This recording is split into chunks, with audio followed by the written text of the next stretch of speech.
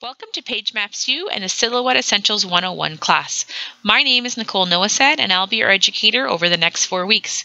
I'll be joined by 4 wonderful contributors using Becky Flex page map sketches, some fantastic cut files, and learning some tips and techniques along the way. There's just a few simple steps we want to take you through in order to properly prepare for the class. So the first thing you'll need to do is open up your Silhouette software, and then we're going to check to make sure that you have the appropriate version of the Silhouette software installed on your machine. So in order to get the most out of the class, we want to make sure you have the most recent version because that's what we will be using throughout the next 4 weeks in our video series. Without the most recent version, you may miss out on some of the tips that we provide, and we don't want you to have any problems accessing the materials. So there's 2 ways to download the most recent version, and the first is by simply going to the Help menu and selecting Check for Updates in your Silhouette software. If your Silhouette needs to be updated at all, you'll be alerted in the update window there to that, and then you can select the update and continue. Mine is currently up to date, so I have nothing here to update. Another way you can do it is by going directly to silhouetteamerica.com and clicking on the Support tab and choosing Silhouette Studio. And that will show you a list of all the different versions that are available for Silhouette to be downloaded. And the latest version is indicated here, and you can choose to update your software. So you can also do it through this version if you'd like, or you can do it right directly into your Silhouette software. However you're most comfortable, go ahead and do that on your own. Once you've downloaded the newest version of the software, then we're ready to go ahead and go through the class. So I'm just going to take you through the very basic explanation of the Silhouette program for those that are brand new to using it. So along the top and the left-hand side, there's some different icons. The top left corner has, your typical computer icons like a page. There's an open icon. There's also a saving and a printing icon. And the one right beside the printer is the cutting icon. So that's anytime you want to send something to your Silhouette. And there's also some really great zoom tools that we use a lot in the class. The one I like to use the most is this one that is a magnifying glass with some crosshairs beside it. And if you click and drag that, you'll see it zooms right into your page. So that's really great. And you can also use this one here that's a little square with 4 arrows, and that will zoom you right out to the full size of your page. Along the left edge are some of the drawing tools. There's a pointer tool here, and there's also an editing points tool, and we'll get more into that later on in the lesson. And there's some various drawing tools and text tools and shape tools that we will also go in over the next 4 weeks to some of those. And then down at the bottom, you'll see that there's a page icon, and that if you click on that, it will bring you to your design page settings, and that allows you to change the size and the cutting mat. So if you have a cameo or a portrait, that's where you would select that. And below that is a little book icon, and that will actually bring you to your design library. So anything that you've downloaded would show up here. Mine is divided into folders, and yours may not be, and that's totally fine. And just below that, you'll see there's a Silhouette icon, and if you choose that, you'll be brought right directly to the Silhouette Design Store as long as your computer is connected to the internet. And from here, you can browse the files in various different ways. I like to view the newest designs on a regular basis, so I'm going to go to the newest designs, and you can see that these are the designs that were newly loaded to the Silhouette store. Obviously, there's different artists you can browse, there's popular designs, there's several different ways that you can navigate through the Silhouette Design Store. So it's just like any other shopping page. You would add whichever design you like to your cart, and then you would just simply check out. So I'm just going to go ahead and do that because I want to show you how a design automatically downloads to your Silhouette software. So I'm just going to quickly pick a design here that I like. And it's kind of hard because there's a few really good ones. But I think one that I'll use a lot is this stitched heart that's just up at the top. So I'm going to go back and add that to my cart. And because I have a subscription to the Silhouette store right now, this image is free. And there's some more information on the Silhouette America website on subscriptions you can check out. Once I enter my password, you can see that it's starting to download the file, and it's downloading to this recent downloads folder. And it shows here I have one item remaining. If you had multiple designs that you were downloading, it would show you how many you have to download. And then when it's done, that downloading box will go away, and you'll be left with this. And from here, you just need to X out of both of those areas, and it'll bring you back to your main page. Now, in the top the top right corner of the software, you'll see there's several different silhouette-based tools. There's a fill tool, there's also a pattern and a pattern tool. There's some things for the sketch pens and the rhinestone setting. There's one here called the offset that we're going to use quite a bit. There's also the line color and line style windows, which deal with different cutting lines, and the text style window, which we will use in our first week lesson. And the rotation window and the scaling window are kind of fun to use also. And we will also go through the using this. We may use the shear window, and we will definitely use the alignment window to line up some of our shapes. And there's also several different ways you can do that, as you can see. Beside that is the replicate window, which we use farther into the 4-week course. And there's also, or what I find is one of the most fun tools, is the modify window. And that's where we learn to weld shapes together and create our own shapes and take words and join them together in this window. And beside that is another really great tool, and that is called the trace tool. And you can see it's right there with the yellow edge around it, and we'll use that in weeks 3 and 4 of the course, and that's a really fun one. A lot of possibilities with that.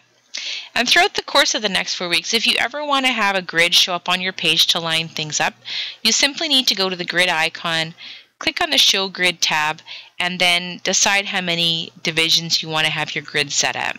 Next, we're going to explore the cut settings window in a little more depth.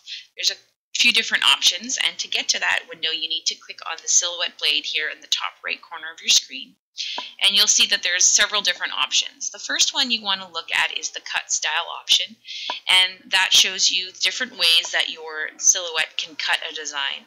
So for most of the shapes that you receive through the Silhouette Essential 101 class, you'll use the cut edge option.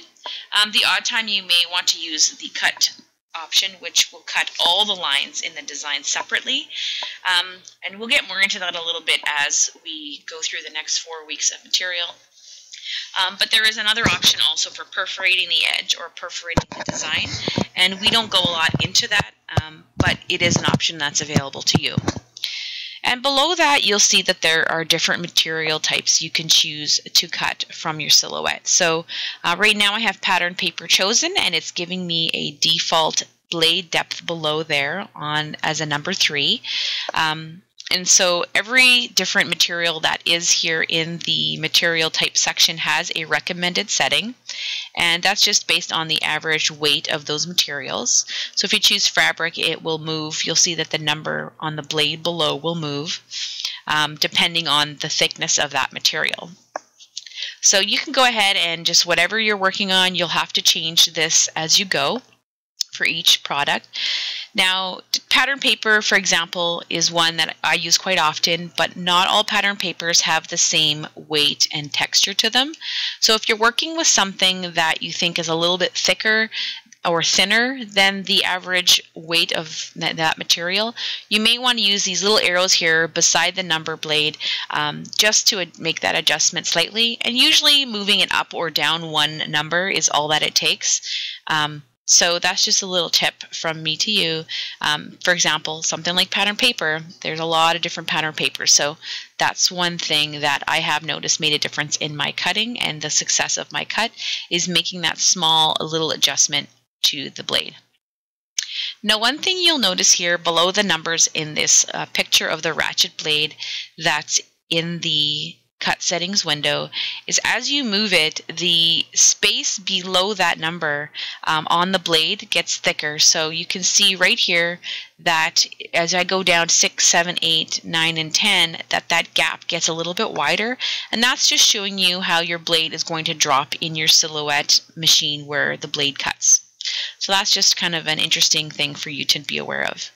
If you're cutting something out of thicker material or a more intricate design, you may want to slow down or increase the speed. So you would just simply choose the arrows here on the speed option, and I do recommend if you're doing something pretty intricate that you slow it down a little bit so it cuts a little slower.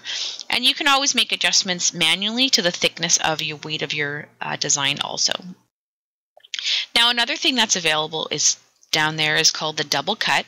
If you're cutting something that's thicker, you may want to just check off the double cut button, and what that will do is it will take your design and it will cut it twice. So if you're cutting something out of maybe a thin chipboard, that's something that I have tried and is very successful for something like that.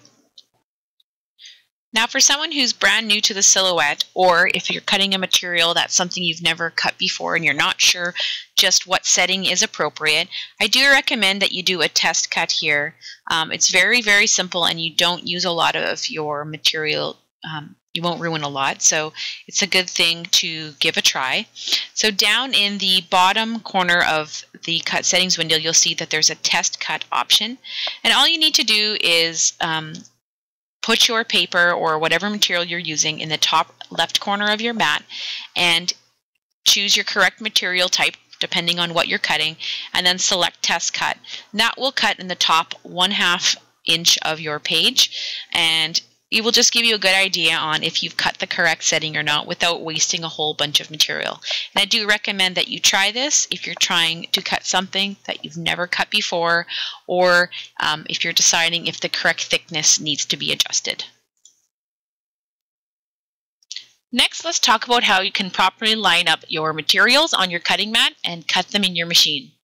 So there's a light blue cover here on every silhouette mat that you just need to remove and keep to the side. That's to prevent dust and other particles from building up on your mat when you're not using it. The one thing you do need to keep in mind is that all your materials need to be inside the grid lines here on the silhouette mat for it to cut properly.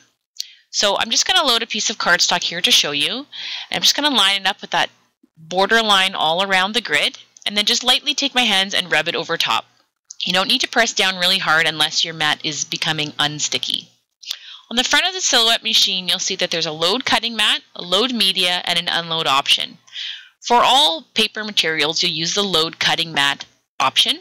Load media is for things such as silhouette vinyl and things of that nature. When you're done cutting, you would just scroll down and choose the unload option, and your paper will automatically unload from the silhouette machine. Inside your silhouette, you'll see that there's several different lines for paper. The one that you use to line up your silhouette mat properly is the smaller line here on the left side of the machine.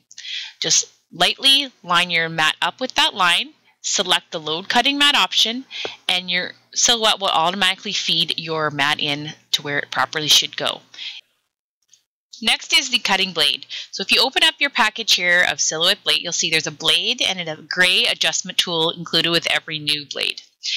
Here on the adjustment tool, you want to line up that little arrow with your silhouette blade in order to adjust to the correct number that you need to cut for the material that you have in your machine. So in this case, I'll just adjust it from a 3 to a 6 by inserting the little white area, lining up with that little notch in the front. And I'm just going to turn it clockwise a few times until the number 6 is lined up with the arrow, and now my blade is set to number 6. You can also do this inside your machine just by lifting the cover and doing the exact same thing by inserting the blade into that adjustment tool and giving it a turn. To remove your blade, you simply turn the little blue tab to the left, remove the old blade, and take the little tab here on the front of the blade and make sure that's lined up in the center of where that blue tab is, and you just turn to the right. Now you're all ready to start Silhouette Essentials 101. Here's a sneak peek of some things you will learn in the next upcoming lessons.